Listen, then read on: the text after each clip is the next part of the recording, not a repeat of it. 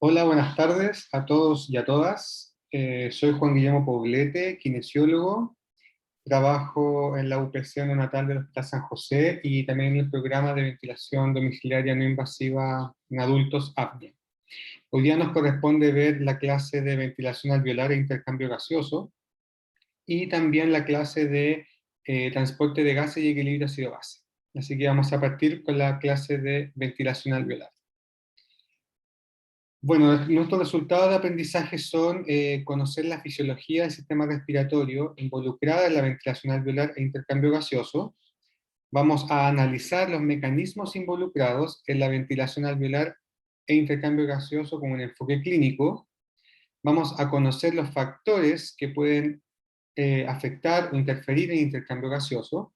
Vamos a analizar las alteraciones de intercambio gaseoso que llevan a hipoxemia y o hipercapnia. Y por último vamos a conocer cómo se puede evaluar el intercambio gaseoso en un contexto clínico. Entonces, a modo de introducción, tenemos que la base morfológica de la función respiratoria se divide principalmente en estas tres grandes áreas, ¿ya? Son la caja torácica, las vías de conducción y el área de intercambio gaseoso propiamente tal, parénquima pulmonar, que es donde se va a desarrollar el intercambio gaseoso. Vamos a ver una pequeña referencia de cada una de ellas. Cuando hablamos de caja torácica, tenemos que tiene dos funciones principales. La primera va a ser una función de protección, que va a estar dada principalmente por esta caja, que va a estar conformada por las costillas, cuya función va a ser de protección a las estructuras que se encuentran en el mediastino. Y por otro lado tenemos la función ventilatoria, ya que en esta caja torácica se van a insertar los músculos respiratorios que van a favorecer que se produzca este cambio de presión, que a la larga va a hacer que el aire, que la presión intraalveolar sea menor a la atmosférica y eso produzca la entrada de aire como tal. ¿Ya? Este aire que va a favorecer la ventilación alveolar y ventilación alveolar que va a favorecer el intercambio gaseoso o la difusión de estos gases desde el alveolo hacia el glóbulo rojo a la hemoglobina, ¿cierto? Que va a ser el transportador de estos gases. Solo para recordar, nosotros tenemos los músculos que los podemos dividir, los músculos de la caja torácica los podemos dividir en músculos inspiratorios y expiratorios. Siempre la inspiración es un proceso activo, ¿cierto? En donde la respiración tranquila va a estar dada principalmente por el diafragma, que prácticamente eh, toda la fuerza quizá o toda la presión que se genera para producir este delta de presiones, lo va a generar el diafragma, que es el principal músculo inspiratorio. Ya también se menciona que pueden estar involucradas en la respiración tranquila los escalenos y los paraesternales. Ya cuando también se realiza una inspiración forzada, empiezan a participar otro tipo de músculos, que son el esternocleidomastoideo, trapecio y pectorales, como así también los fijadores de la pared torácica, que en este caso son los intercostales externos. Ya, recordar que la expiración es un proceso pasivo, por lo tanto, van a actuar los músculos respiratorios expiratorios solamente cuando se requiera hacer un esfuerzo expiratorio o expiración forzada. Que en este caso los principales van a ser los abdominales, ¿cierto? Y los intercostales internos. Acá para que recuerden, en relación a los intercostales, ¿cierto? Que siempre no se tiende a confundir, en la inspiración van a actuar los músculos intercostales externos y en la expiración van a actuar los intercostales internos, o sea, ins con es y es con i, eso al revés. En cuanto a la vía de conducción, son todas estas estructuras que van a conectar, por decirlo de alguna forma, el aire que se encuentra en la atmósfera con el aire alveolar. O sea, como todo este conducto que debe recorrer el aire que nosotros estamos ingresando de la atmósfera hacia la ventilación alveolar para producir intercambio gaseoso.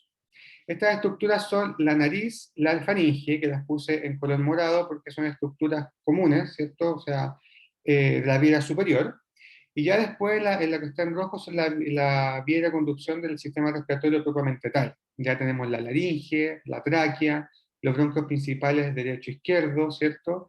Bronquios lobales, bronquios segmentarios, bronquios subsegmentarios, bronquiolos, bronquiolos terminales. Y por último tenemos los bronquiolos respiratorios y sacos alveolares, que es donde se puede realizar intercambio gaseoso. Ya recordar acá que los bronquiolos respiratorios tienen, si bien son bronquiolos, son conductos, pueden tener algunos saquitos a través de su recorrido, los cuales también pueden realizar un poco de intercambio gaseoso. Pero el intercambio gaseoso, el intercambio de los gases se va a realizar principalmente a nivel de los sacos alveolares. Acá tenemos un diagrama del área de intercambio gaseoso, donde esta parte blanca grande que se ve acá es el alveolo, ¿cierto? El espacio de los sacos alveolares, ¿cierto? Donde se encuentra el aire que nosotros ingresamos en cada inspiración. En este espacio alveolar tenemos esta lámina delgadita que va a estar representada por los neumocitos tipo 1. Los neumocitos tipo 1 son células planas, ¿cierto? Que se van a encargar, su función principal es realizar el intercambio gaseoso. Por eso son células súper chiquititas, planas, con el menor grosor posible para que se facilite el intercambio gaseoso de forma óptima. Acá también podemos ver los N2, que son los neumocitos tipo 2, que la función principal, dentro de muchas otras funciones que tiene, es la secreción de surfactantes, ¿cierto? Nosotros sabemos que el surfactante es una sustancia lipoproteica, principalmente conformada por lípidos, que su función va a ser disminuir la tensión superficial a nivel alveolar. Si disminuye la presión superficial por la presencia de surfactante, el alveolo se va a tender a mantener estabilizado y abierto aún en expiración. Tenemos también los macrófagos, que son células como de primera línea, ¿cierto? Dentro de la inmunidad de primera línea que brinda el sistema respiratorio cuando puede llegar algún tipo de patógeno a nivel alveolar. Aquí se encuentran los macrófagos alveolares. Y lo que se ve acá, lo que está compuesto con una I, es el espacio intersticial, que es el espacio que debe, entre comillas, atravesar el aire de acá desde el alveolo, ¿cierto? Por los neumocitos tipo 1, pasa al intersticio y rápidamente va a pasar hacia el glóbulo rojo, ¿cierto? Para poder llegar a la hemoglobina, para poder realizar el intercambio gaseoso. Entonces acá, como les decía anteriormente, tenemos estos dos tipos de neumocitos, que son células importantes, constitutivas del tejido pulmonar. Los neumocitos tipo 1 son las que van a realizar el intercambio gaseoso. Se dice que estos contactan con la pared alveolar y su membrana basal prácticamente se va a fusionar con la del endotelio, cosa que los gases, ya sea el CO2 o el oxígeno, tienen que atravesar solamente el citoplasma del neumocito, las membranas basales que van a estar prácticamente fusionadas, el citoplasma y el endotelio capilar, que en conjunto va a medir menos de un micrón, ¿ya? Menos de un micrón es lo normal, ¿ya? Es como la distancia que debe atravesar en este caso el oxígeno del alveolo hacia el nivel capilar para producir intercambio gaseoso. Más adelante vamos a ver algunas circunstancias en las cuales esta membrana o esta distancia que debe recorrer el oxígeno para llegar al glóbulo rojo aumenta y por lo tanto la difusión o el intercambio gaseoso se va a ver dificultado, lo que en la clínica se puede ver como una hipoxemia, ¿ya? Los neumocitos tipo 2 son células, como dije anteriormente, son cuboideas, que entre otras funciones es la síntesis y la secreción de surfactante pulmonar. Los neumocitos tipo 2 también tienen alguna función en cuanto metabólico, ya que se dice que, por ejemplo, cuando algunos neumocitos tipo 1 son destruidos, en algunas enfermedades, los neumocitos tipo 2 pueden proliferar para reparar el daño producido, ¿cierto? O sea, como que van a tender a proliferar para poder reemplazar estos neumocitos tipo 1 que bueno, pueden estar dañados. Entonces, cuando hablamos de ventilación e intercambio gaseoso, nosotros sabemos que esta va a ser la función específica y principal del sistema respiratorio.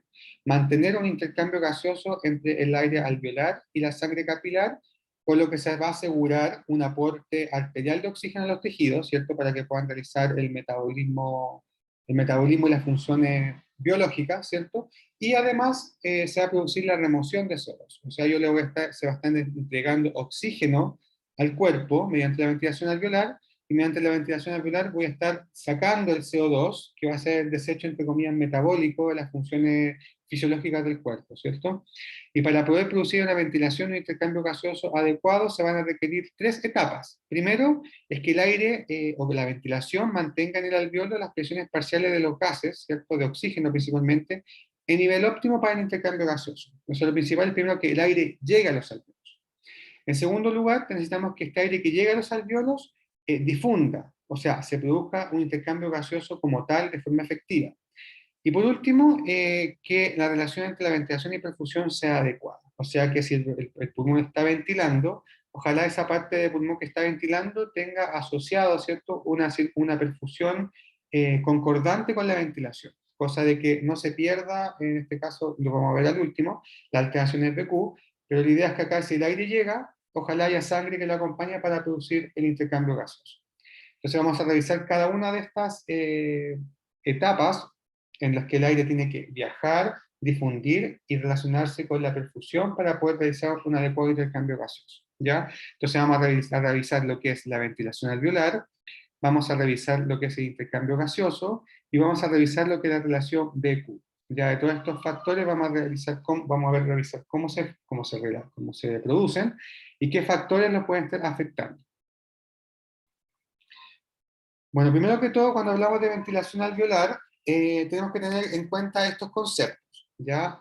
Volumen corriente. ¿Qué es el volumen corriente o volumen tidal, cierto? Este volumen es el volumen que se moviliza en cada respiración. O sea, el volumen que uno moviliza en cada respiración tranquila, en in y expiración, es lo que uno habla que es el volumen corriente, ¿ya? Este volumen corriente es aproximadamente de 500 ml, que está dado como 6 a 8 ml por kilogramo de peso. Ya esto en pacientes adultos. Los pacientes pediátricos quizás tienen esta fórmula un poquito disminuida. Por ejemplo, los pacientes neonatales ocupan entre 4 a 6 ml por kilogramo de peso. Ya a medida que el paciente va creciendo, llegamos a este estándar que es de 6 a 8 ml por kilogramo de peso. Pero por lo general son 500 ml de volumen corriente en cada respiración. Después, otro concepto importante es el espacio muerto fisiológico, ¿ya? O sea, el espacio muerto se refiere al aire que está en la vía aérea y en los pulmones, pero que no participa del intercambio gaseoso. O sea, entre comillas, un aire que se pierde, que va a estar ocupando espacio, va a estar en el recorrido, que no llegó al alveolo, y este aire, por lo tanto, es aire que existe, ¿ya? Que es parte del volumen corriente, pero no va a estar realizando intercambio gaseoso. Por eso se llama espacio muerto fisiológico, ¿ya? Entonces, el espacio muerto fisiológico lo podemos dividir en dos subtipos, ¿ya? O dos tipos que en sumatoria van a conformar el espacio muerto fisiológico. Tenemos el espacio muerto anatómico, ¿ya? Que son aproximadamente 150 ml, ¿ya? Y que este va a estar, el aire que se va a encontrar principalmente en la vía aérea de conducción. Ya como vimos anteriormente, el aire tiene que atravesar o viajar a través de estos tubos, ¿cierto? Que van cambiando de nombre, ¿cierto? eh, la laringe, tráquea, broncos principales, bronquios lobales, etc. Entonces, todo este aire que se encuentra en esos segmentos pulmonares se va a llamar espacio muerto anatómico, porque es aire que se encuentra, que son aproximadamente 150 ml, pero que no participa en el intercambio gaseoso. Otro tipo de espacio muerto es el espacio muerto alveolar, que son aproximadamente entre 20 a 50 ml, ¿ya?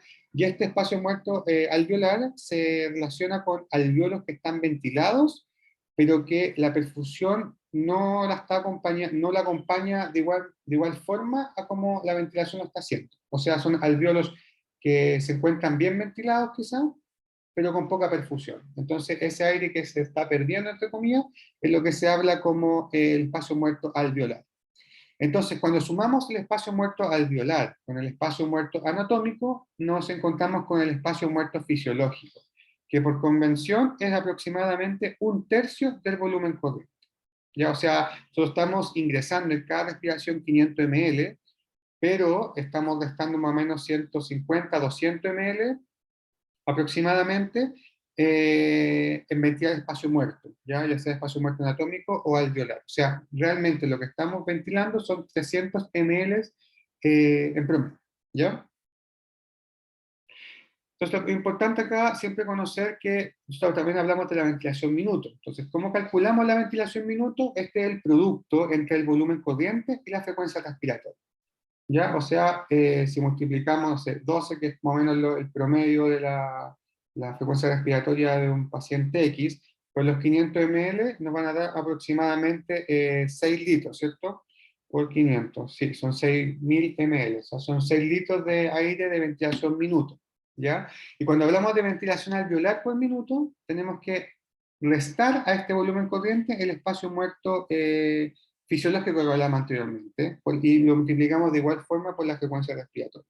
O sea, la ventilación en minuto es parecido al volumen corriente, ¿ya? Porque no todo este aire de volumen minuto va a llegar realmente a los alveolos. O sea, ¿y cómo conocemos la ventilación alveolar por minuto? Haciendo esta resta. Volumen corriente menos volumen del espacio muerto, que va a ser aproximadamente un tercio del volumen corriente, multiplicado por la frecuencia respiratoria. Entonces acá tenemos un ejemplo, entonces como dije anteriormente, una frecuencia respiratoria de 12, que entre 12 y 16 como una frecuencia respiratoria normal, con el volumen corriente que son 0,5 litros o 500 ml. Tenemos que el volumen del espacio muerto acá lo consideran como 150 ml. Por lo tanto, ¿conocemos el volumen minuto? Sí. ¿Cuántos son? Son 6 litros minuto. ¿Y cuánto es el espacio, la ventilación alveolar o el volumen minuto alveolar? Va a estar dado por los 0,5 litros menos los 0,15 o los 500 ml menos 150 ml por 12 que es la frecuencia respiratoria, o sea, va a dar 4,2 litros minuto. Ya esto vendría siendo como un estadio normal de un paciente sano, estable, ¿ya? Donde la ventilación minuto va a ser 6 litros, pero la ventilación alveolar o la ventilación que realmente llega al alveolo van a ser 4,2 litros minuto. Entonces acá tenemos algunas situaciones, por ejemplo, acá decimos que aumenta el volumen del espacio muerto, ¿ya? O sea, si mantenemos, por ejemplo, estable la frecuencia de 12, el volumen corriente de 500 ml, pero el espacio muerto aumentó a 250 ml, tenemos, por ejemplo, tenemos este caso que la ventilación volumen minuto se va a mantener estable, ¿cierto? Van a ser los 500 ml por 12, van a ser 6 litros de volumen minuto. Pero ¿qué pasa entonces con la ventilación alveolar cuando el volumen del espacio muerto aumenta?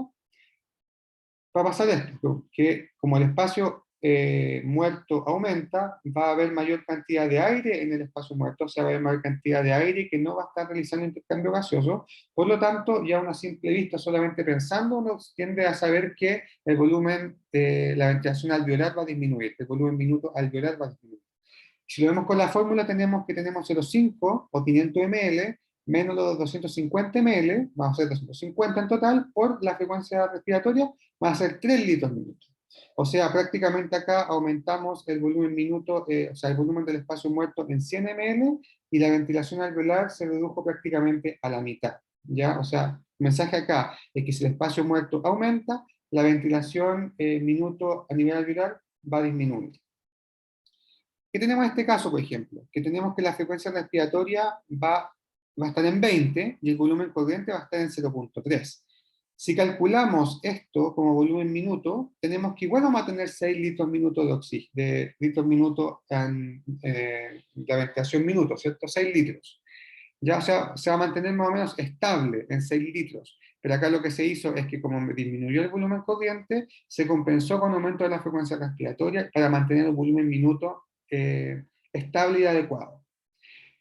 Pero, ¿qué pasa acá en este caso cuando el volumen del espacio muerto se mantiene en 0,15?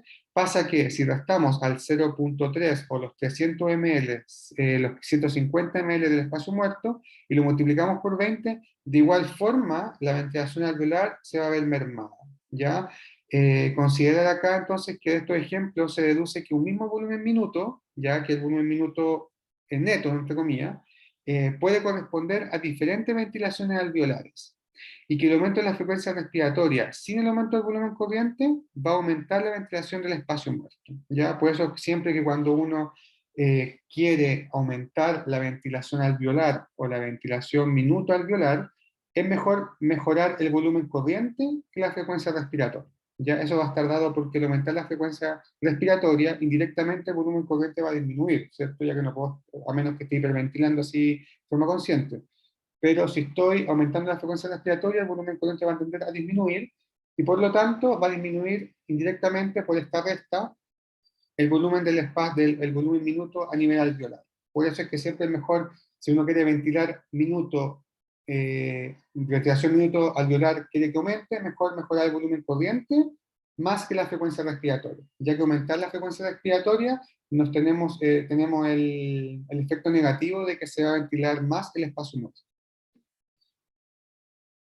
¿Ya? Entonces la ventilación alveolar va a estar dada como, dice como cada gas difunde de acuerdo a su gradiente de presión entre alveolo y capilar, la ventilación, la composición del área alveolar determina, en último término, la dirección, velocidad, magnitud del intercambio gaseoso. O sea, mientras más presión de oxígeno llegue al alveolo, mayor difusión se va a producir en este nivel, ya que la difusión de gas entre el alveolo y el capilar pulmonar se va a producir netamente por diferencias de presiones. ¿Ya? Acá tenemos, por ejemplo, la presión de oxígeno a nivel del mar, que son 159. Acá en Santiago, que la presión barométrica es 715 o 716, la presión de oxígeno neta va a ser de 149. Bueno, y a medida que uno va aumentando, ¿cierto?, la altitud, la presión de oxígeno también va disminuyendo. Acá después tenemos que a medida que el aire va ingresando desde el aire ambiental hacia la tráquea, la laringe, bronquios, a llegar a nivel alveolar, la presión alveolar, o la presión, perdón, la presión de oxígeno va disminuyendo a medida que va aumentando el recorrido hacia el alveolo, ¿ya?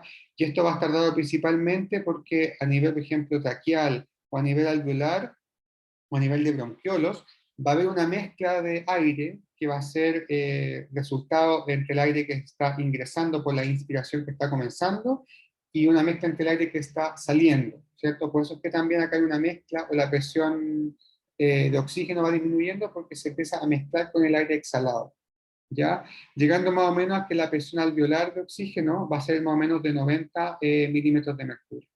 Acá tenemos las presiones más o menos del CO2, que obviamente a nivel alveolar va a ser mayor que a nivel atmosférico, la presión de nitrógeno, que es el principal gas componente del aire ambiental, ya que más o menos no se modifica, ya, y la gracia que tiene el nitrógeno es que mantiene los alveolos estables, ¿cierto?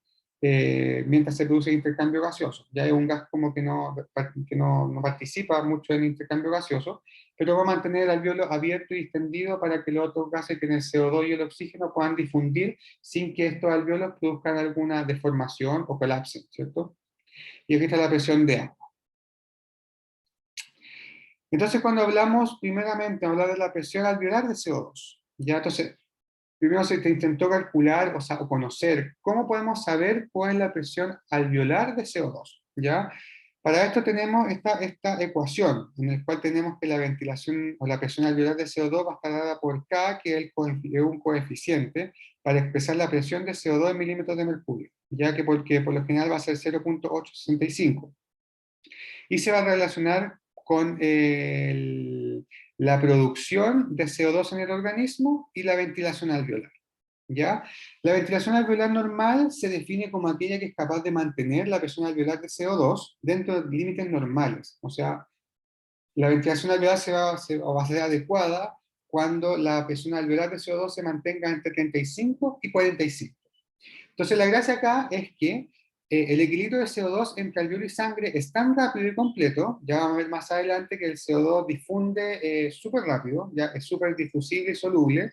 Entonces, la presión arterial de CO2 se va a corresponder casi inmediatamente con la presión alveolar de CO2. Entonces, se dieron cuenta acá que conociendo cuánto es la presión alveolar de CO2, vamos a poder conocer indirectamente cuál es la presión alveolar de CO2. Ya, o sea, la arterial y la alveolar, esta presión de CO2 va a ser muy similar, producto de que el CO2 difunde rápido y completamente cuando se encuentra a nivel alveolar.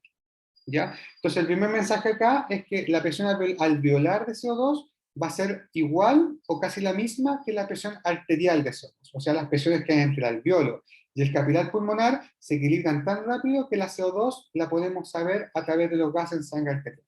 ¿Ya? Esto no pasa con el oxígeno, ya que el oxígeno es menos difusible y soluble, ¿cierto? O sea, se demora más tiempo o le cuesta un poquito más atravesar esta membrana alveolo capilar.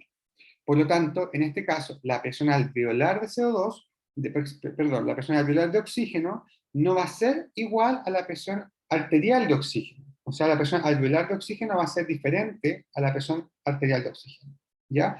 Entonces, como dije anteriormente, acá, a diferencia de lo que sucede con la CO2, la presión arterial de oxígeno no es igual a la alveolar, por lo que en la clínica la presión alveolar de oxígeno se calcula mediante la ecuación de área alveolar. Para conocer entonces cuánto es la ventilación alveolar o la presión presión alveolar de oxígeno, tenemos esta ecuación que es la ecuación completa, después la próxima que les voy a mostrar es la ecuación simplificada, ¿ya? Entonces tenemos acá que para conocer la presión alveolar de oxígeno necesitamos conocer la presión inspirada de oxígeno. Para conocer la presión inspirada de oxígeno se calcula por la presión barométrica, menos 47, que es la presión de agua que ejerce en el aire a nivel alveolar, por la FiO2. Entonces con esa fórmula nosotros podemos conocer cuál es la presión inspiratoria de oxígeno. A esto se le resta la presión alveolar de CO2, que como vimos anteriormente, la presión alveolar de CO2 va a ser la misma que la que se evalúa en los gases en sangre arterial, ¿ya? Entonces se relaciona después con la FiO2 más 1 menos la FiO2 dividido en R. Y R es el coeficiente respiratorio, que va a ser, en promedio va a ser 8. ¿Ya? Como dije, esta es la fórmula completa. La que se ocupa más, o la que yo encuentro que es más práctica de utilizar, es la ecuación simplificada para conocer la presión alveolar de oxígeno, que se calcula con la presión inspiratoria de oxígeno, que es la misma fórmula que vimos anteriormente. Se calcula la presión inspiratoria de oxígeno, que es la presión barométrica, menos 47, ¿cierto? En caso de que fuese a Santiago, por ejemplo, es 716 o 715, menos 47 multiplicado por la FiO2, ¿ya? Que va a ser 21 en caso de que el paciente esté con oxigenoterapia o oxígeno adicional. Acá hay que poner la FiO2 que se está entregando al paciente, la fracción inspirada de oxígeno, ¿ya? Entonces calculamos la primera parte igual. Y esto se le resta la presión arterial de CO2, que es la misma que la presión alveolar de CO2, ¿cierto? Que acá dijimos que la presión alveolar de CO2 es la presión arterial de CO2, que es la misma, ¿ya? Dividido en el cociente respiratorio, que va a ser 0,8. Ustedes se preguntarán, ¿por qué 0,8? ¿Ya? Eso es porque, dado que una dieta mixta, el consumo de oxígeno va a ser de aproximadamente 250 ml y la producción de CO2 va a ser de 200 ml.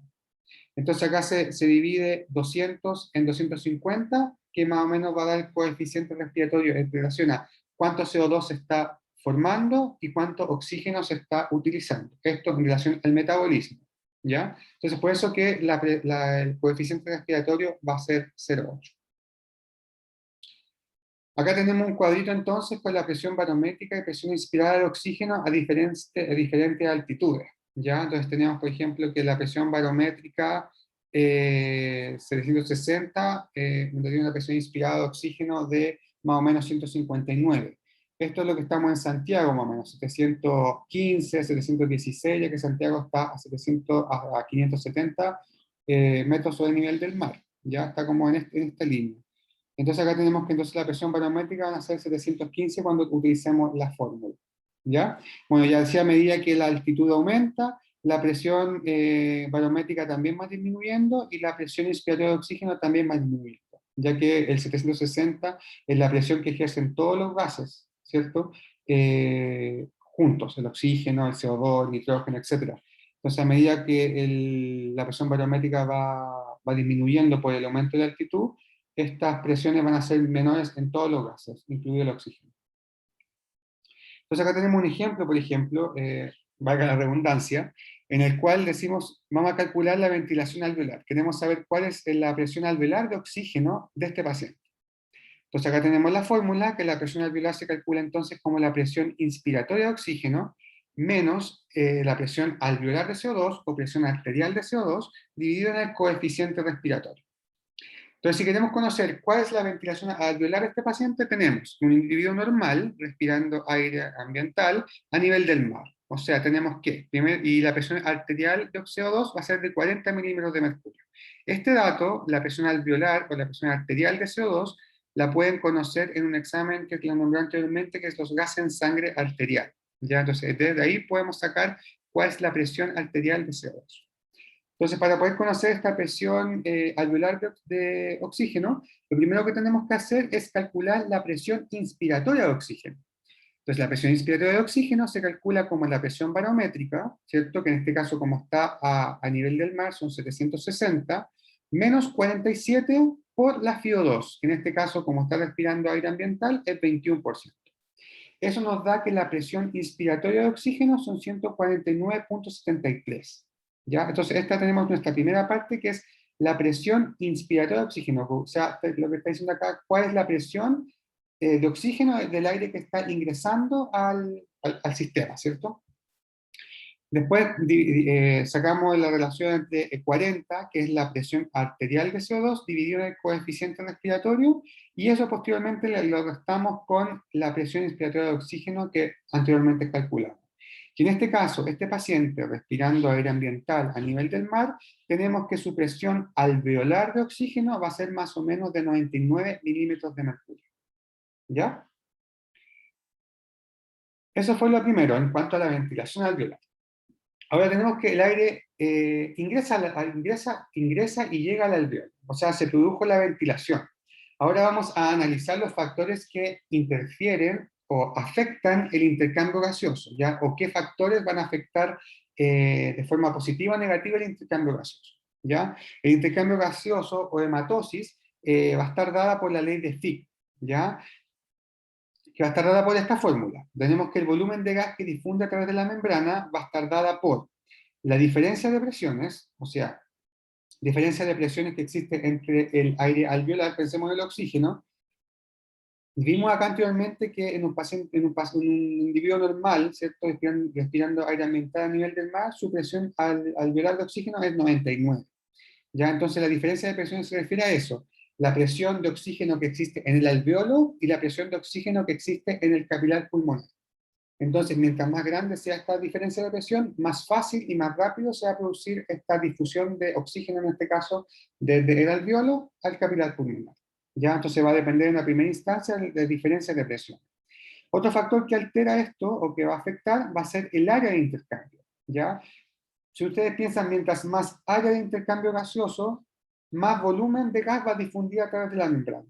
Mientras menos área de intercambio gaseoso tengamos, menos gas va a difundir a través de la membrana. Después tenemos el coeficiente de difusión, ¿cierto? Que esta es una propiedad propiamente del gas, del oxígeno, del CO2, que tanto difunde, ¿ya? Porque estos dos gases, el CO2 y el oxígeno, van a tener un coeficiente de difusión específico.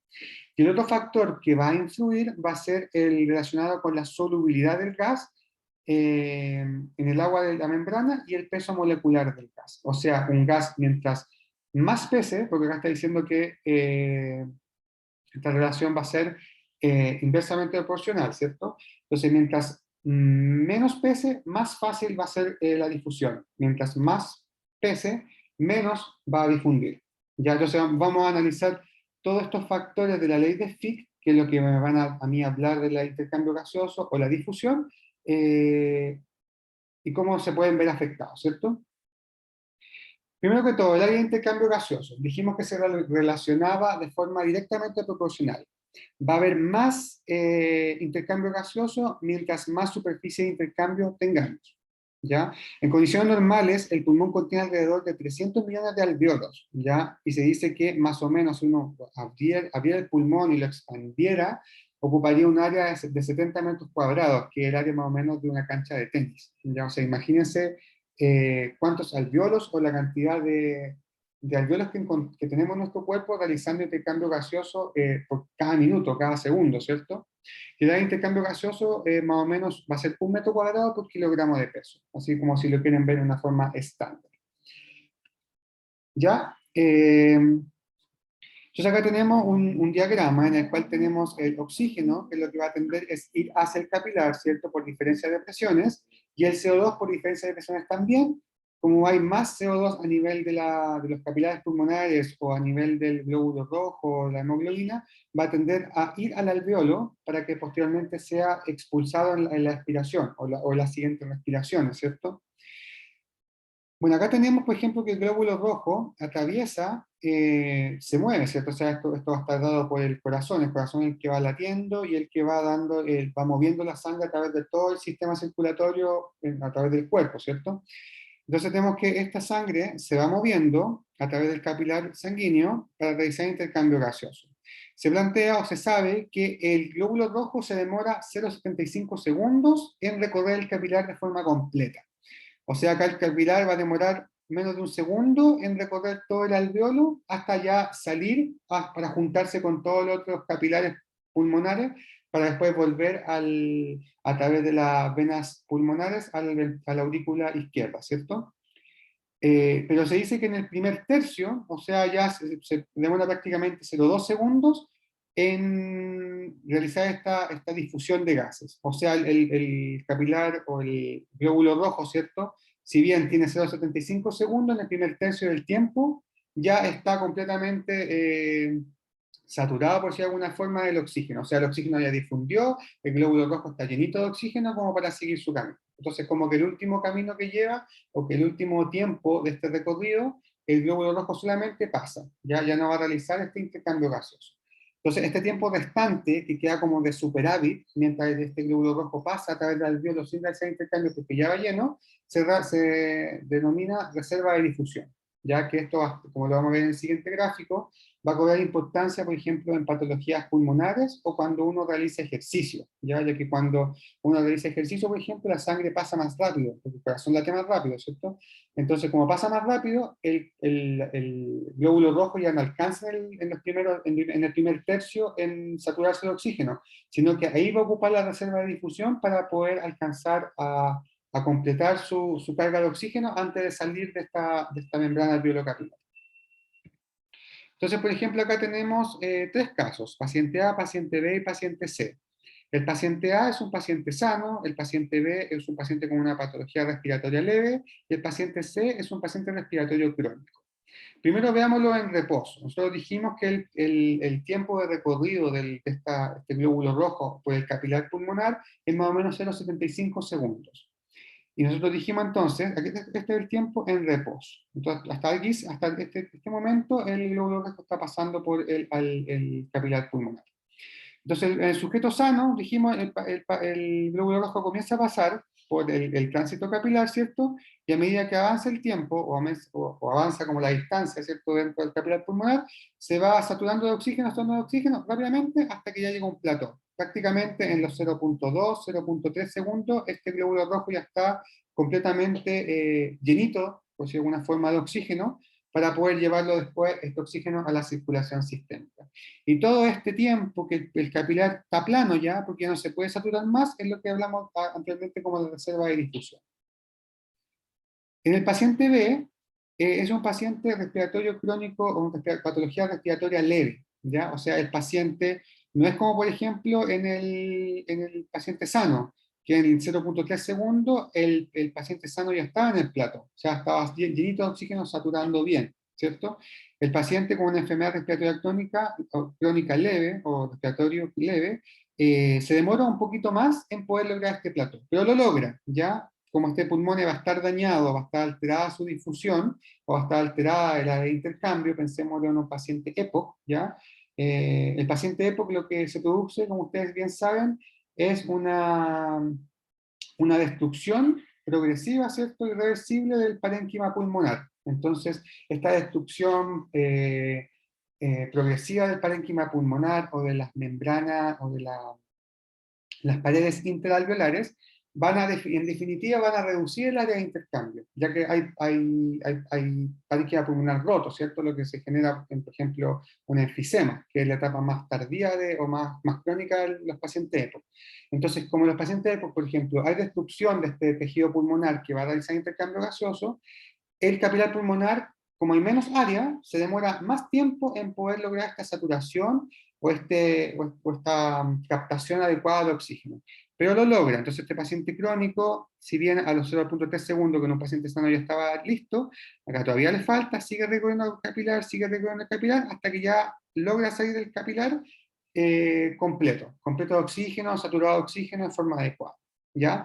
El paciente ya crónico, paciente respiratorio crónico, que ya tiene una enfermedad pulmonar, por ejemplo, una época ya GOL 3, GOL 4, donde hay alta destrucción del parénquima pulmonar y la función o el área de intercambio gaseoso está muy afectada, muy disminuida, el tiempo o la reserva de difusión no va a ser suficiente para que en este paciente, por ejemplo, logre que su hemoglobina capte el oxígeno de forma adecuada y se sature completamente. Entonces, en este paciente crónico, este gráfico C, este paciente crónico no va a alcanzar, por ejemplo, a completar su carga de oxígeno al salir del capilar pulmonar. Y es por eso que los pacientes, por ejemplo, los pacientes crónicos en reposo, tienden a desaturar, ¿ya? Desaturan, ¿por qué? Porque el área de intercambio gaseoso, en este caso un paciente pues, se va a ver afectada, va a haber menos área de intercambio gaseoso, por lo tanto la difusión o el intercambio gaseoso se va a ver dificultado.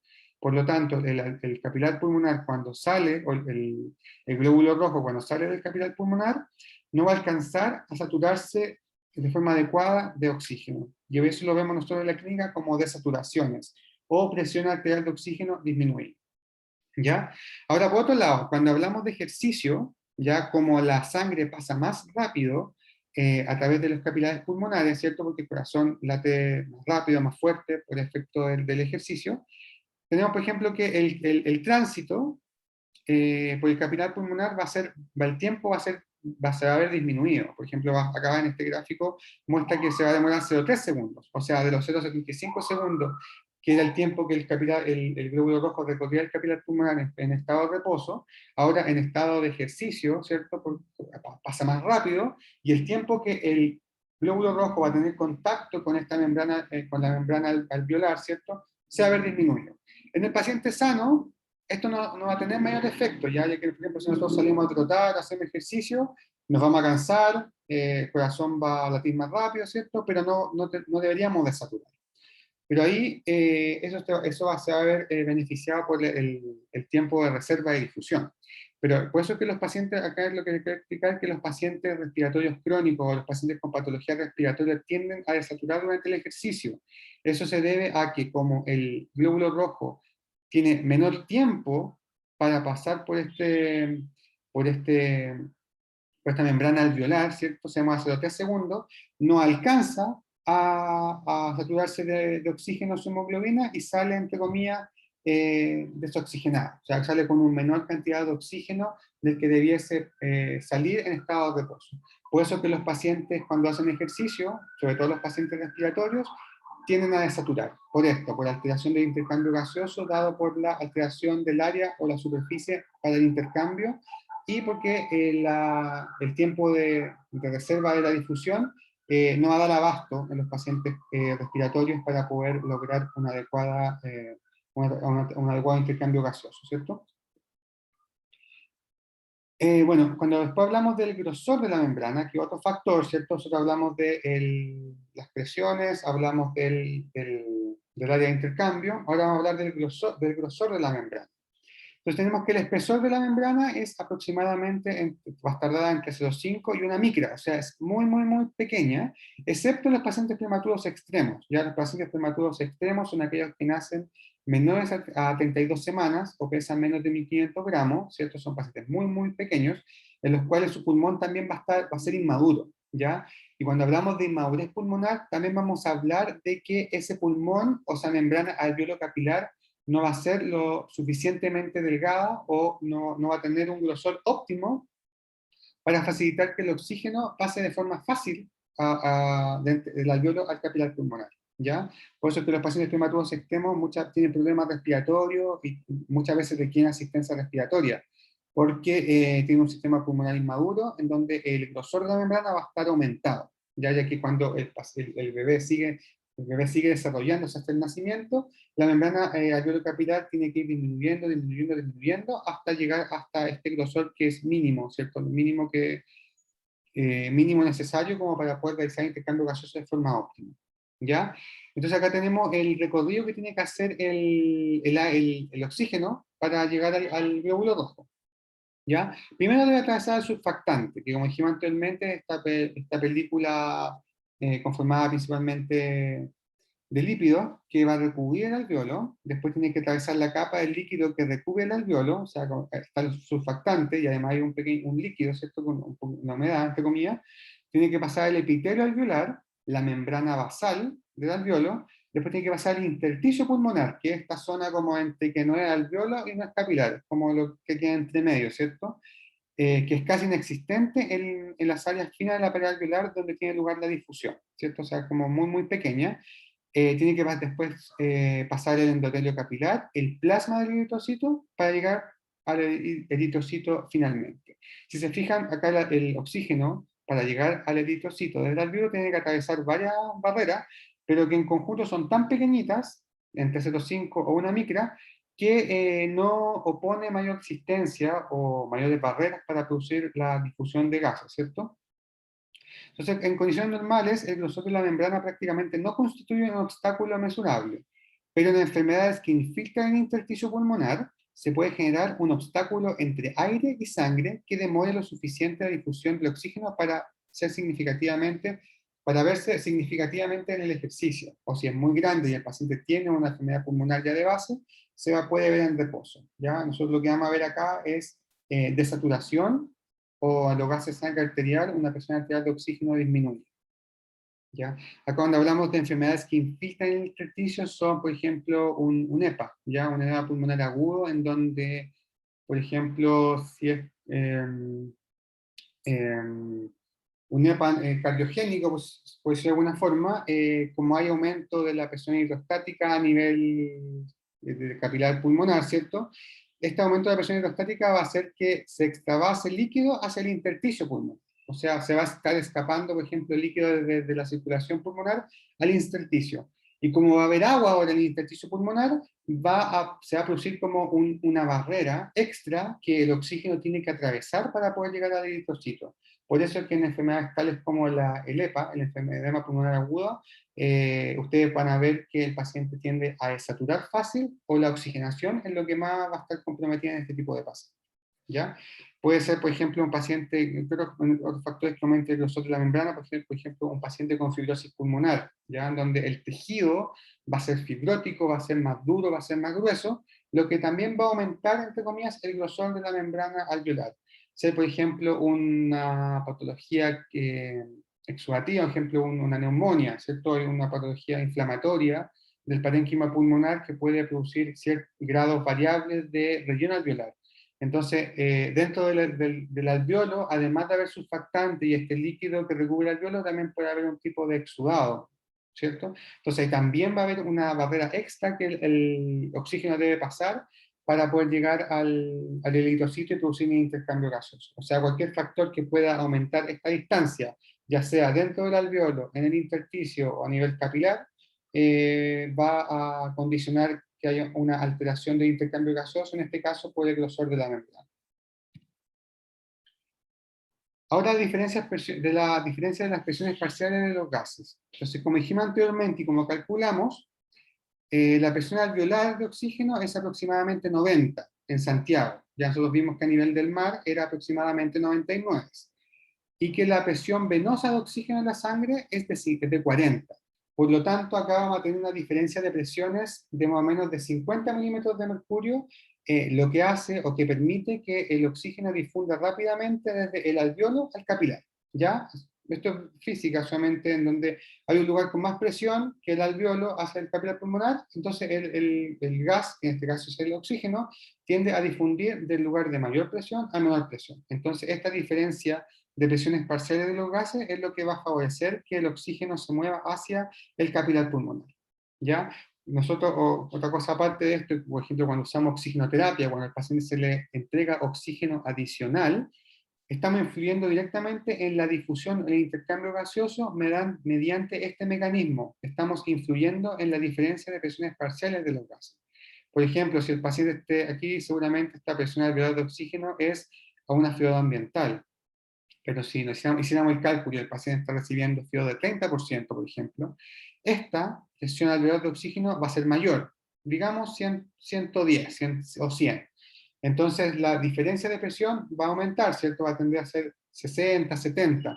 Entonces va a ser aún más fácil o va a favorecer que el oxígeno pueda difundir mejor y más fácil desde el alveolo al capilar pulmonar.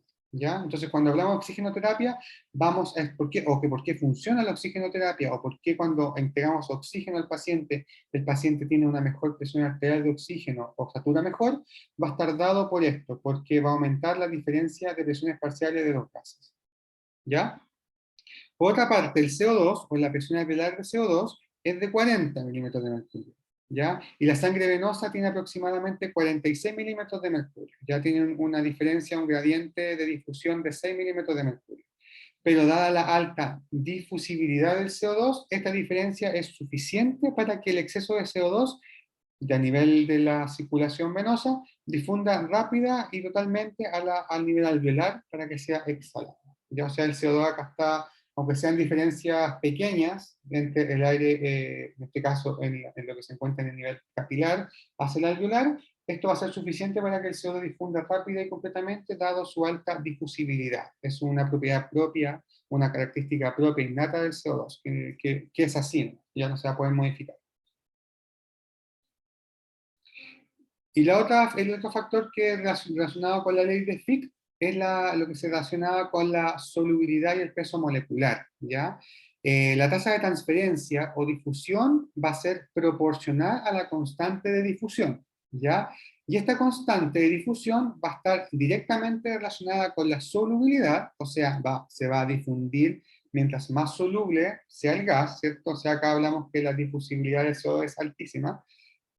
Entonces, por eso es que al CO2 le cuesta poco difundir, porque tiene una constante de solubilidad grande. Y va a ser inversamente proporcional a la raíz cuadrada del peso molecular. O sea, acá lo que estamos diciendo es que el gas va a difundir más fácil mientras mejor sea su coeficiente de solubilidad, y va a ser más difícil la difusión o le va a costar más difundir mientras más pese este gas. ¿Ya? En cada recuerdo de la ley de Graham, tenemos que la velocidad relativa de difusión de un gas bajo mismas condiciones de temperatura y presión son inversamente proporcional a la raíz cuadrada de la densidad. ¿Ya? Tenemos que la difusión es más rápida mientras menos pese el gas, que es lo que vimos acá arriba en relación al peso molecular. El CO2 difunde, o sea, el peso molecular, esto ya es una condición innata del oxígeno y el CO2, pero en general estos dos gases no son muy diferentes en cuanto al peso. O sea, si queremos compararlo, en verdad los dos gases van a difundir en relación al peso de forma muy similar. ¿Cuál es la diferencia que se da entonces entre el CO2 y el oxígeno? Va a estar dado por el coeficiente de solubilidad. Ya que el CO2 es 20 veces más rápido o difunde 20 veces más rápido que el oxígeno, ya que es más soluble. ¿Ya? El coeficiente de solubilidad del CO2 es 0,5 y el del oxígeno es 0,002. ¿Ya? O sea, el CO2 acá, si bien pesa más o menos lo mismo que el oxígeno, tiene un coeficiente de solubilidad mucho mayor que el oxígeno, 20 veces. 20 veces más, 20 veces más rápido va a difundir. ¿Ya? Entonces, cuando hablamos de difusibilidad de los gases, son factores que uno puede modificar. Como anteriormente, cuando hablamos de, bueno, el área de intercambio se modifica, pero en patología, ¿cierto? El grosor de la membrana tampoco se debiese alterar, pero también en patología se puede alterar. Y la presión o la diferencia de presiones parciales de los gases también se puede alterar, y eso ahí nosotros podemos intervenir, ¿cierto? Los tres factores anteriores son factores que pueden verse alterados de forma terapéutica, por ejemplo, con uso de oxígeno, o de forma patológica, como en el caso del área de intercambio o el grosor de la membrana, o la distancia que tiene que recorrer el oxígeno para atravesar esta membrana alveolo-capilar. Pero cuando hablamos de difusibilidad de los gases, nosotros no podemos intervenir mucho en la solubilidad o el peso molecular de estos gases. O sea, estas son características propias de los gases que van a ser así y no vamos a poder como manipularlas en una estrategia terapéutica o manipularlas quizás en una patología. No se van a ver bien afectadas. Entonces, estas van a ser más o menos estables. ¿Ya?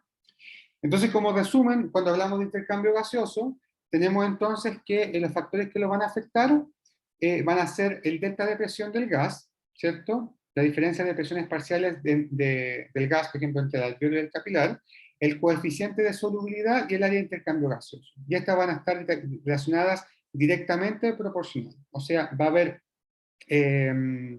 más intercambio gaseoso cuando mayor sea el área de intercambio, cuando mayor sea el coeficiente de solubilidad, que aquí ya sabemos que es así nomás, el CO2 es más soluble, y cuando tengamos más delta de presión parcial del gas.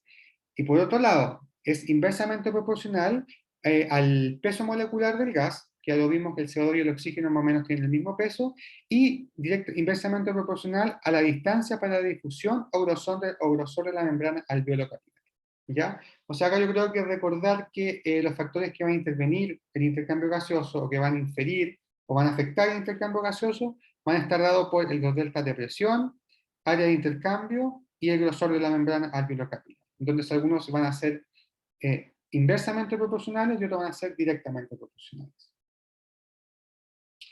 ¿Ya? Y por último, en esta parte del intercambio gaseoso, vimos que la ventilación alveolar está llegando aire al alveolo, ¿cierto? Se está llegando un volumen minuto alveolar, o sea, el aire está llegando. Después vimos los factores que van a influir, la difusión, o sea, el aire está atravesando la membrana alveolo-capilar desde el alveolo al capilar.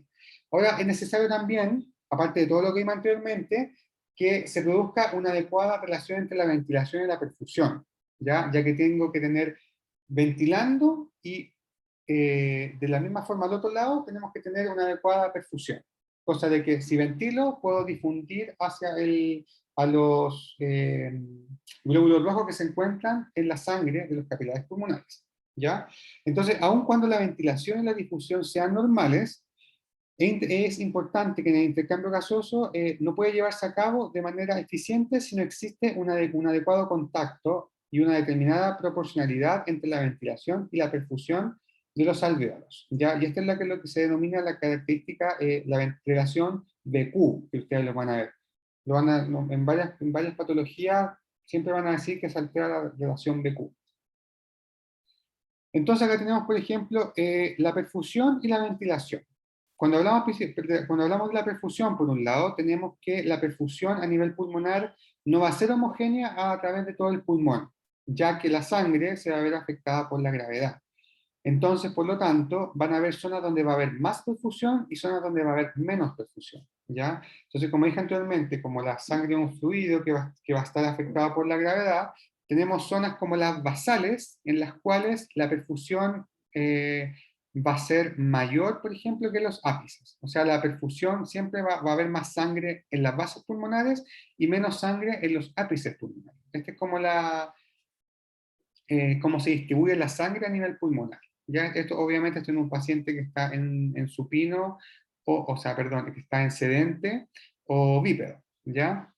Entonces, lo que quiero que se queden con el mensaje acá es que la perfusión va a ser siempre, va a tender siempre mejor o mayor en las bases pulmonares, y a medida que vamos subiendo en cuanto al área del pulmón, hacia superior, la perfusión va a tender a disminuir. ¿Ya? Esto en cuanto a la perfusión. En cuanto a la ventilación, nosotros tenemos que en estado basal, ¿cierto? Los alvéolos que se encuentran en la base pulmonar tienden a estar basalmente más cerrados o más pequeños en comparación con los alvéolos de las ápices pulmonares que va a tender a estar más abiertos de forma basal.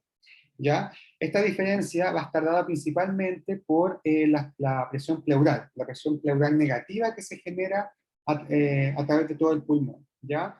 Donde la presión pleural va a ser más negativa a nivel apical, por lo tanto, esta presión pleural negativa va a tender a ser una tracción radial desde la pleura, ¿cierto? Esta presión negativa va a tender a succionar hacia una presión radial y va a tender que los alvéolos que se encuentran en los ápices pulmonares tiendan a estar basalmente un poquito más abiertos, ¿ya? En cambio, como la presión pleural es menos negativa abajo, o sea, este efecto de succión o de tracción radial que ejerce la presión pleural es menor. Por lo tanto, el alvéolo acá abajo va a tender a estar un poquito más pequeño. ¿Ya? Esto en estado basal. Entonces, ¿qué involucra esto? Es que cuando uno realiza la ventilación, los alvéolos que se encuentran en este caso menos abiertos tienen mayor capacidad de delta de volumen. Por lo tanto, los alvéolos que se encuentran en las bases pulmonares van a tender, si hablamos, por ejemplo, que este es un alvéolo que está basal, ¿cierto? Antes de la inspiración. Este también es un alvéolo antes de la inspiración. Los dos alvéolos van a tender a abrirse, o el tamaño total, o el final de los dos alvéolos va a ser el mismo, ¿cierto? Pero el alvéolo que se encuentra en la base pulmonar, este delta de presión, o delta de volumen, mejor dicho, va a ser mayor. O sea, los alvéolos de acá abajo van a tender a tener mejor ventilación, van a tender a ventilar mejor que los alvéolos de acá arriba, porque estos alvéolos, como ya están un poquito abiertos, el delta de volumen que se va a generar va a ser menor, porque va a requerir menos volumen para poder llegar a su volumen máximo, entre comillas, ¿ya? En comparación con estos alvéolos que se encuentran en las bases pulmonares, y como son pequeños, tienen mayor potencial de reclutamiento, se abren más y generan mayor ventilación pulmonar. Entonces, cuando hablamos de acción BQ, tenemos entonces que considerar dónde es mejor la perfusión o donde hay menos perfusión, y acá tenemos que considerar en el pulmón donde hay más ventilación o donde hay menos ventilación. Ya los alvéolos entonces de las bases tienden a ventilar un poquito mejor. Y esto es súper bueno, si lo piensan, porque si juntamos ahora el pulmón y el corazón o la circulación, tenemos que en las zonas basales o las zonas de la mitad hacia abajo van a tener mejor relación ventilación-perfusión, ya que acá tenemos más sangre y ventilan mejor. O sea, tienen más volumen, acompañado también de que llega más sangre. ¿Ya? En cambio, en los ápices hay menos ventilación, ¿cierto? Y también hay menos perfusión. Pero la relación BQ por lo general va a tender a mantenerse en equilibrio. ¿Ya? Entonces la relación BQ por estándar es más o menos 0,8, ya que en condiciones normales el pulmón ventila sus alvéolos más o menos con 4 litros al minuto, y de esto reciben un gasto cardíaco de más o menos 5 litros. O sea, si dividimos 4 litros al minuto en 5 litros al minuto, nos da 0,8, que es más o menos relación BQ promedio estándar, ¿ya? Como dije anteriormente, hay un rango entre 0,3 y 2,1 porque no todo el pulmón o no todo el pulmón o no toda la circulación va a perfundir o a ventilar de igual forma. Ya van a haber diferencias regionales, por eso hay un rango que va entre 0,3 y 2,1, pero el promedio va a ser 0,8 para efectos prácticos para nosotros. Ya entonces, como dije anteriormente acá, por ejemplo, si el flujo de sangre va a ser mayor en la parte inferior, ¿cierto? Acá partimos que tenemos la sangre que es más y va disminuyendo a medida que vamos a la parte superior, ¿cierto? Y la ventilación, como dijimos anteriormente, en la parte inferior va a ser un poquito mejor o mayor que si lo comparamos, por ejemplo, con la parte superior, ¿ya? Y acá cuando comparamos la BQ, que acá tenemos 1, o sea, por lo menos 0,8 más o menos acá, que es más o menos esto acá, tenemos que la mejor relación BQ se va a producir en las partes inferiores del pulmón, ¿ya?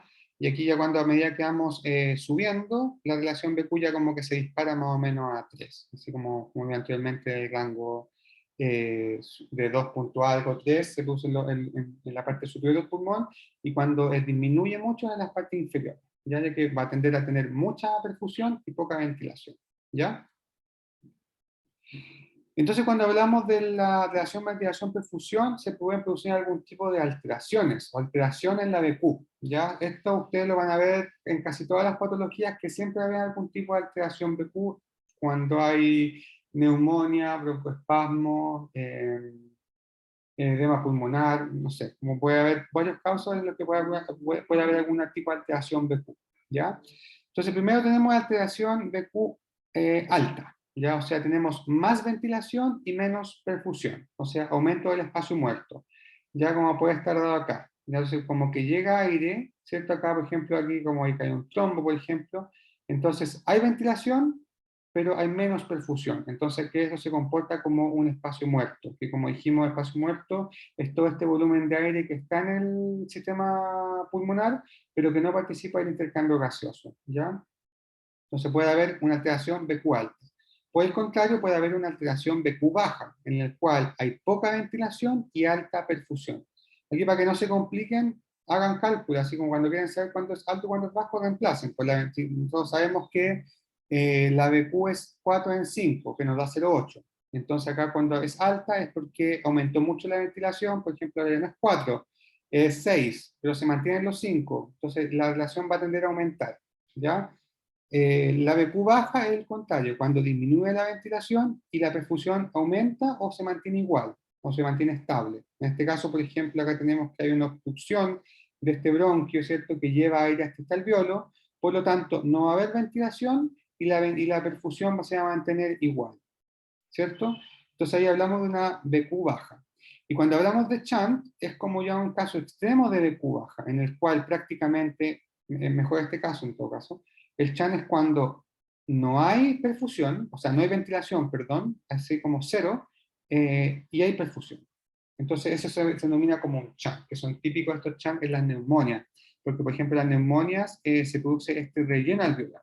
Entonces, el alveolo está relleno de exudado, de proteína inflamatoria, producto de la neumonía, ¿cierto? Entonces, esto hay relleno alveolar. No va a estar llegando aire o ventilación alveolar producto de que hay un relleno.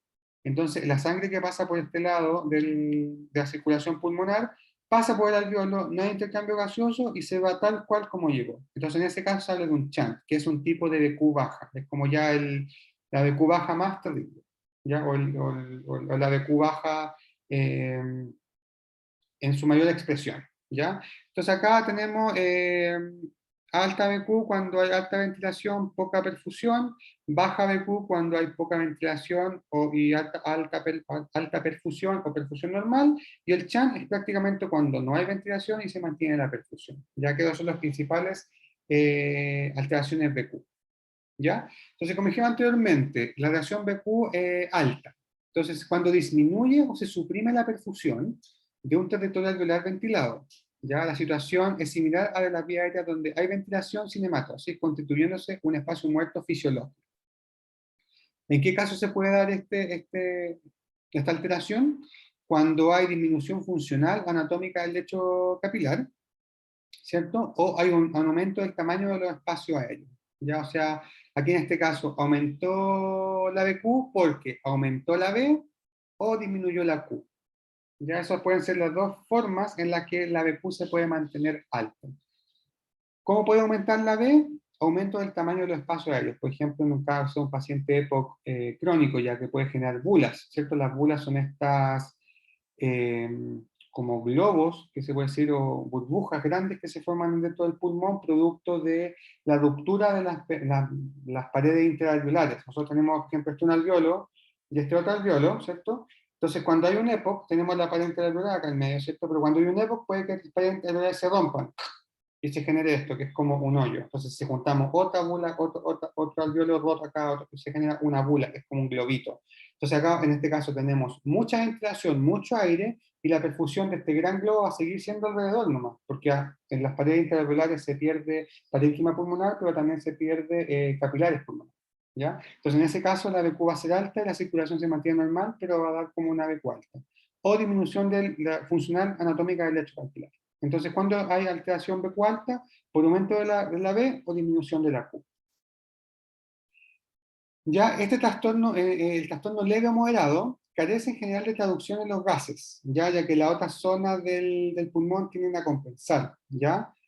No altera los volúmenes pulmonares ni flujo aéreo. Su única expresión puede ser la hipercapnia, ya que como hay menos ventilación, o sea, hay más ventilación con menos perfusión, se va a perder mucho aire para el intercambio gaseoso y puede acumularse mucha CO2 en esta B aumentada, ¿ya? Y si su magnitud, el espacio muerto aumentado, capta gran parte de la ventilación, se produce hipoxemia y retención de CO2 por hipoventilación de las zonas que mantienen el intercambio gaseoso. En otro cambio, entonces acá tenemos el otro tipo de alteración BQ, que es la BQ baja. Entonces, en este caso, cuando el BQ baja, puede ser porque disminuye la B o aumenta la Q. ¿Ya?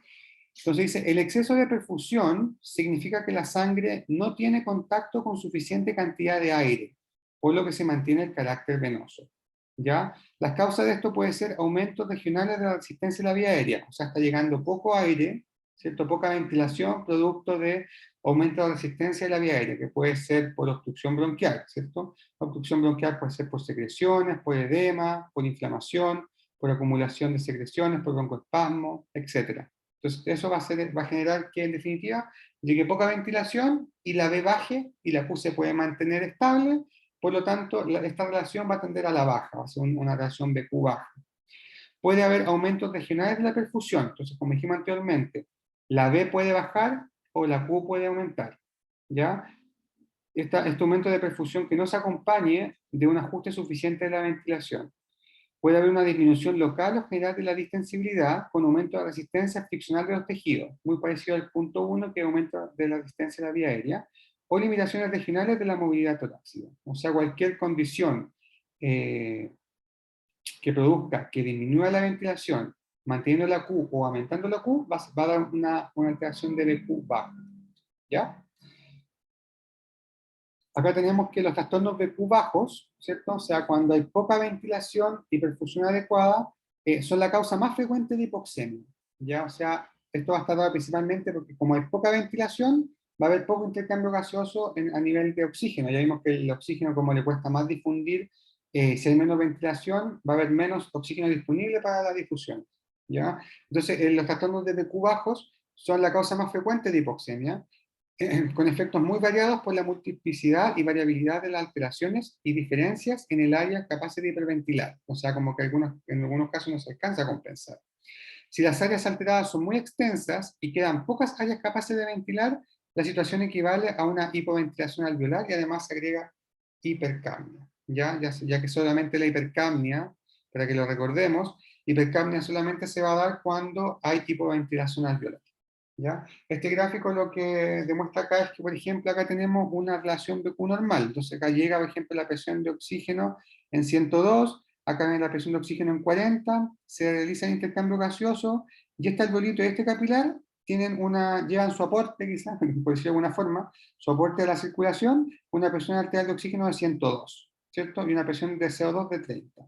En este caso, como hay un aumento de resistencia o hay disminución de la ventilación, ¿cierto? La presión alveolar de oxígeno va a ser 42 nomás, como que no logró ingresar mucho aire, por lo tanto la presión de oxígeno es 42. La presión de acá de oxígeno a nivel de los capilares pulmonares venosos es de 40. Entonces acá, entre 42 y 40 no hay mucho intercambio gaseoso a nivel de oxígeno, cosa de que el aporte de este lado va a ser de 42, ¿ya? Acá esto se mezcla y la presión de oxígeno va a ser 58. Entonces, esto es lo que les quiero mostrar, que a veces hay situaciones en las cuales el pulmón de este lado, que es como entre comillas el sano, que no tiene alteración BQ, puede compensar, ya que todas estas interacciones alveolo capilar de todos estos millones de alveolos se van a ir juntando, ¿cierto? Van aportando, aportando, aportando, hasta que llega a la circulación de la vena pulmonar que va a llegar a la aurícula izquierda, ¿cierto? Entonces, cuando esto es capaz de compensar, la oxemia que llega a la circulación del ventrículo, de la aurícula izquierda o del ventrículo izquierdo, ¿cierto? Puede ser normal. Pero en este caso, como acá hubo una disminución, una BQ baja, ¿cierto? Produjo el efecto neto de que, si bien en un lado habían 102, en otro lado 42, la presión arterial de oxígeno es 58, ¿ya?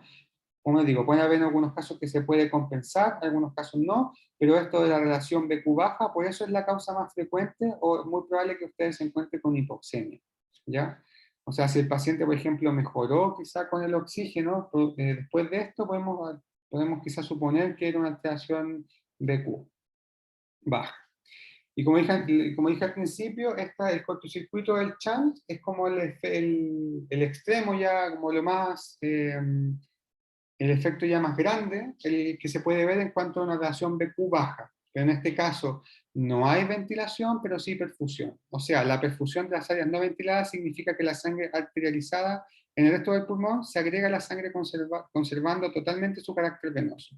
O sea, por ejemplo, si en este lado estaba ventilando bien y acá hay un chant, ¿cierto? Que puede ser por renal alveolar o porque hay una broncoconstricción importante acá, o una obstrucción acá por un cuerpo extraño, no sé.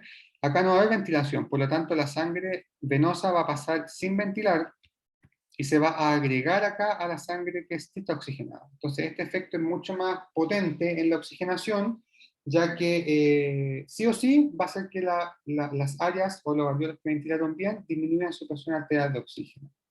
¿Ya? Y se llama CHAN porque en inglés es el cortocircuito. O sea, ustedes lo pueden encontrar como CHAN o cortocircuito, pero en definitiva lo que nos está diciendo nosotros un CHAN es que no hay ventilación, es ventilación cero, ¿cierto? Con perfusión. Por eso acá es cero, porque ventilación cero en algo es cero. Ya las causas de este CHAN puede ser, por ejemplo, ocupación o relleno alveolar por líquido en el edema pulmonar o por secreciones y exudado inflamatorio en las neumonias. O sea, cualquier condición que genere que el pulmón se llene de agua, líquido, exudado o secreciones, puede producir un CHAN. Y el otro puede ser también por colapso alveolar en la atelectasia. Ya la atelectasia es este colapso de los alveolos, o el alveolo se cierra, entonces tampoco va a haber ventilación. Puede que siga habiendo perfusión, pero sin ventilación, por lo tanto también va a constituir un CHAN. ¿Ya? Por eso es que los pacientes con atelectasias tienden a desaturar, a tener presión arterial de oxígeno disminuidas porque tienen un área pulmonar que no está haciendo intercambio gaseoso. ¿Ya? Por último, ¿cómo medimos la alteración del intercambio gaseoso? Ya aquí se ha planteado la diferencia alveolar arterial, o sea, esto es dado principalmente con el oxígeno, ya que aquí se puede generar sí o sí una diferencia alveolar arterial. Esto se usa para cuantificar las alteraciones del intercambio gaseoso, que es un índice más útil en la para poder diferenciar, perdón, para poder cuantificar esas alteraciones de intercambio gaseoso, se ha utilizado este índice, que es la diferencia alveolar arterial, de amplia aplicación en la clínica, ya que acá uno puede decir, oh, el paciente tiene una alteración BQ, quizá tiene una alteración de la difusión, quizá tiene un CHAM, ¿ya? Y quizá analizando si la relación BQ, o sea, de la diferencia alveolar arterial se mantiene normal o alterada, podemos ir viendo cuál es la causa de hipoxemia de los pacientes. ¿Ya? Entonces, la diferencia alveolar arterial, como su nombre lo indica, es la diferencia entre la presión alveolar de oxígeno y la presión arterial de oxígeno. O sea, me está diciendo a mí, del oxígeno que está llegando al alveolo, ¿cuánto oxígeno realmente está pasando hacia la circulación o hacia las capilares pulmonares? ¿Cierto? Esta relación, esta diferencia, vamos a ver más adelante en la siguiente diapositiva, tiene valores normales. Y esos valores normales, cuando se alteran, me está hablando a mí de que, si bien tengo o sea, pues tenemos diferencia de 5, por ejemplo. Entonces tenemos que siempre hay diferencia alveolar arterial, siempre, porque hay condiciones anatómicas que hacen que siempre hay diferencia entre la presión alveolar de oxígeno y la presión arterial de oxígeno. Entonces, por ejemplo, pensemos que la presión alveolar de oxígeno es 100 y la presión arterial de oxígeno es 90 o 95. Entonces tenemos una diferencia de 5, o sea, decimos, ok, está todo bien porque la diferencia es 5, o sea, del aire que está llegando realmente al alveolo, está pasando de 200, está pasando a 95, estamos bien, ¿ya? Eh, pero puede haber algunos casos que la presión arterial de oxígeno esté en 80, por ejemplo. Entonces tenemos una diferencia de 20. Entonces, ¿qué está pasando ahí con esa diferencia de 20 centímetros de agua de presión de oxígeno entre una y otra? Y ahí uno puede empezar a ver si acaso se produjo por un balance de desequilibrio en la BQ, se produjo por un CHAM, o se produjo por una alteración de la difusión. ¿Ya? Que por lo general, cuando hay un desequilibrio en la BQ, un CHAM o alteración de la difusión, la diferencia alveolar arterial va a estar alterada. ¿Ya? En cambio, cuando hay una hipoventilación, la diferencia arterial puede estar normal, ya que como hay hipoventilación, está llegando poco oxígeno o poca presión arterial de oxígeno al alveolo, por lo tanto está pasando poco oxígeno a las capilares pulmonares. Por lo tanto, la diferencia, como la presión arterial es menor y la presión arterial es menor, la diferencia se tiende a mantener como estable, o se podría mantener estable. ¿Ya? Entonces acá el mensaje es que la alteración o la diferencia arterial se modifica o se altera cuando está involucrado estos mecanismos de hipoxemia, pero cuando hay hipoventilación puede que la diferencia arterial sea normal, ¿ya? Y recordar que estas son las causas de hipoxemia principalmente. Desequilibrio en la BQ, CHAM, alteración de la difusión, con los tres factores que nosotros dijimos que eran los más importantes, que es la alteración del área de intercambio, la alteración del grosor de la membrana o la alteración de la diferencia de las presiones parciales de los gases. ¿Ya? Todas estas cuatro causas producen hipoxemia, pero solamente estos tres pueden alterar la diferencia arterial y por lo tanto en la hipoventilación la diferencia arterial puede mantenerse normal o estable. Ya, como dijimos anteriormente, siempre hay una diferencia arterial que es fisiológica, ¿cierto? Que acá dice que varía entre 5 a 20 milímetros de mercurio, ¿ya? Esto va a estar dado porque van a haber cortocircuito anatómico, ya que las arterias bronquiales van a drenar a las venas bronquiales y van a drenar directamente al ventrículo izquierdo. O sea, acá va, si bien puede estar la mejor, puede haber intercambio gaseoso de forma óptima, ¿ya? Pero siempre va a llegar sangre desoxigenada al ventrículo izquierdo, producto de estos cortocircuitos anatómicos dados por arterias bronquiales. También va a estar dado a las venas coronarias, a las venas de Tebecio, al ventrículo izquierdo. También, si se fijan acá, tenemos dos venas con sangre desoxigenada, ¿cierto? Que no va a pasar por la circulación pulmonar y que va a drenar directamente en el ventrículo izquierdo. O sea, va a haber una admisión venosa eh, normal, fisiológica. Y la otra también va a estar dada por las desigualdades en la relación BQ de forma fisiológica. Nosotros vimos que la relación BQ era 0,8 más o menos la relación, y que habían zonas pulmonares que tenían mejor relación BQ y otras peor relación BQ.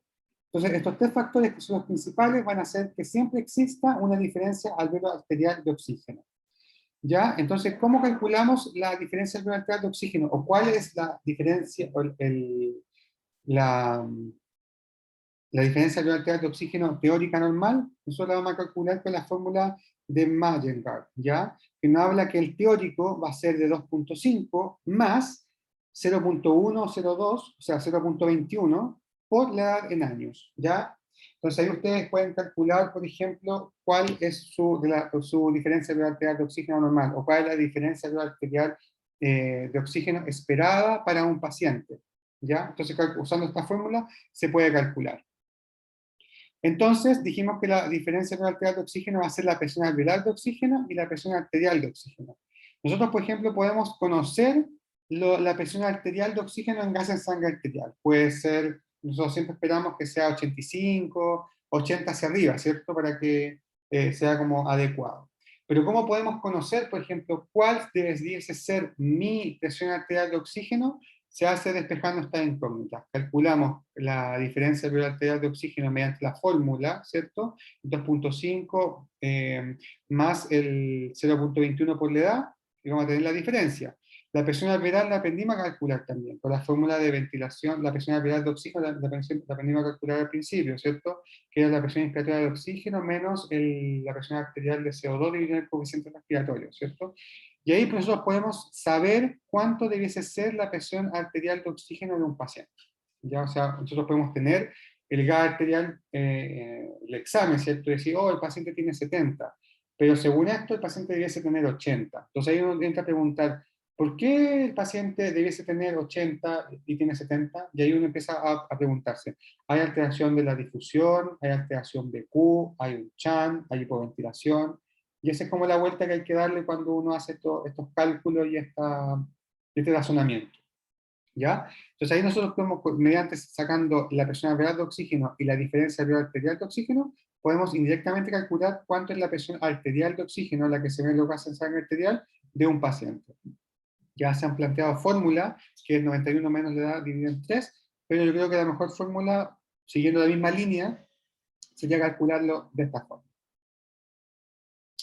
Acá tenemos una tabla como que a grandes rasgos nos detallan más o menos por la edad cuánto debiese ser la diferencia arterial y la presión arterial de oxígeno en los pacientes. Ya es una tabla de valores normales de diferencia arterial de oxígeno y la presión arterial de oxígeno en Santiago de Chile, por la presión barométrica de 715. ¿Ya? O sea, obviamente mientras más edad hay, más diferencia arterial de oxígeno hay y la presión arterial de oxígeno tiende a bajar. ¿Ya? Ese es como el gran mensaje. Así que eso con esta clase. Aquí está la bibliografía. Si tienen alguna duda, pregunta, me pueden escribir al mail que puse acá al inicio. Dudas concretas de la clase, cosas que no han quedado claras, yo no tengo ningún problema en contestar.